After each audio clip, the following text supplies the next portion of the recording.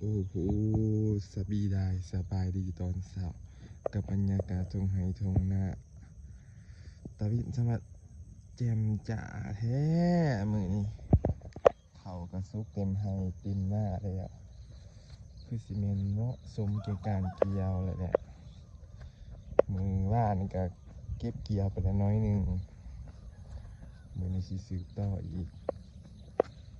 แต่ว่าตาวินเพิ่งขึ้นมาแจ่มจ๋าทั้งบาทนี่ คักเลยครับบรรยากาศแบบเกี่ยวเขาแบบนี้ครับเพราะว่าเขาแหงดีแต่ว่ายังภารกิจหนึ่งจะต้องไปปล่อยตรงหัวก่อนให้มันเอาหากินเดินแล้วก็ย่างมาหอดขอหัวบาทนี่โอ้ยสมาชิกตัวน้อยตัวใหญ่แต่บรรยากาศดีเลยพี่เนาะอันนมองข้าวจ่าเด้ออยู่ลูกโอ้ยหัวกระเอ้ยโตไปจากพี่เป็นไหนมีแต่หัวเมียมีเถามียัง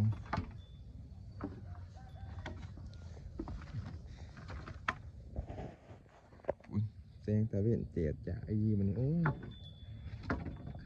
คักมาออกมาเป็นทีเห็บหัวไม่ดูอ่อนตอนนี้ตัวที่ออกไป2 โตเลยสินับมาให้เบิ่ง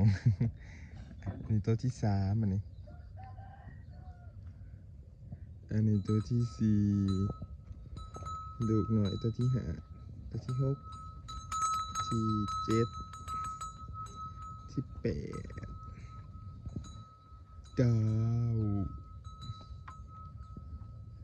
10เมลางหน่อย11ลูกแล้ว12 13 14 15 16โอ้ยเมย์ขาว17 18 1921ตัวที่2ออกมา3หยาดนี่โคตรหยาดโคตรอัน22ทั้งตอนนั้นเลย22ตัวตรงนี้มาเด้อพี่น้องมาเด้อบรรยากาศเกี่ยวเขาเกี่ยวเขาอีกที่บ้านๆครับมีรถมีราหรอกเนาะเขาก็บ่ค่อยที่งะปันใดหัวบ่ค่อยใหญ่บ่ค่อยใหญ่พักคึกๆเนาะเด้อผู้ใดบางสามารถเที่ยวกันได้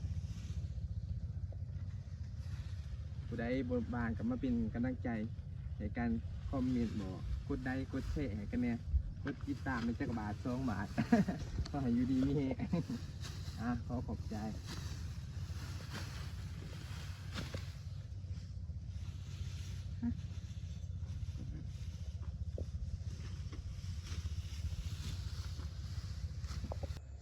จนคำจนเมิน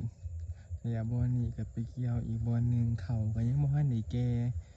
กับบ่ฮันได้แก่เป็นไดดอกเนาะบอนนี่กับจนได้ทีมนี่นะบอนพายุให้แห้งฮะให้ตัวนี้เป็นให้เลี้ยงปลาเลี้ยงปลาลูกเขาวานซื่อๆเขาวานแต่ว่าบ่ตึงหรอกบ่เต็มหรอกห่วงมาเนาะมันงามแห้งจนได้ก็ออกแล้วก็ปงไม้เป็นห่วงไม้แต่ก็บ่ตึงเนาะอู้บรรยากาศงามเด้พี่น้องเอ้ยสิกลับจากให้จากหน้าสิเมื่อบานแล้วบัดนี้ สิเมื่อบานแล้วสมาชิกเทิกตัวนี้เมื่อเช้านี่ตัวเมย์และเมนเช้า2 ตัว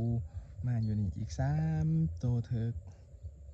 3 เทิกเป็นเอามาผูกบอลเขาจะเกี่ยวเขาเดี๋ยวหน้าพี่หน้าน้องที่เที่ยวไกลๆนี่เลยออกมาผูกแยงตาเก็บบรรยากาศยามค่ำให้ก่อนงามอีดีผู้กระจีนก็ผู้สลางผู้บางเขาเอิ้นว่าผู้อีลาง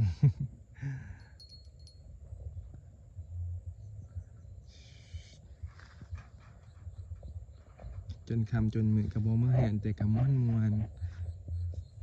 จังว่ามวนในใจนะอยู่ไหนอยู่หน้าโอ้เคยปลูกฟังอันเคยติดเทศกะเป็นมวนแหละติดกับไฮกับหน้าอยู่ไฮอยู่หน้าอาสัม